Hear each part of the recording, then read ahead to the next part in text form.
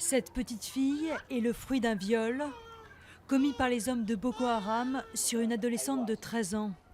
Il y a 2 ans, elle ramassait du bois près du village avec son amie. Quand des motards les ont enlevés dans la forêt, ils les ont ensuite enfermés dans une petite maison et leur ont fait subir des viols collectifs.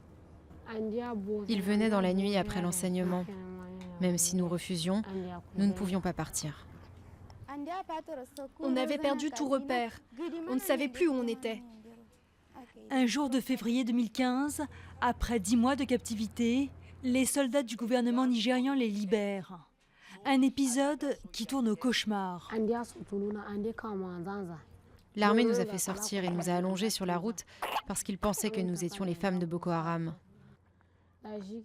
Ils nous ont dit que le char nous écraserait si nous ne disions pas la vérité. J'avais peur parce qu'il y avait des armes partout. Les jeunes femmes ont passé 8 mois en prison. Cette petite fille est née derrière les barreaux.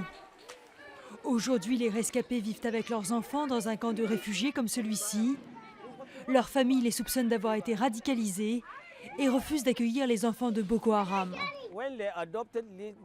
Ils enlèvent nos filles, les épousent, les mettent enceintes, et les enfants issus de ces unions sont aussi des enfants de Boko Haram. Le but pour eux, c'est qu'il y ait beaucoup de membres de Boko Haram. Mais je sais qu'un jour, Boko Haram disparaîtra.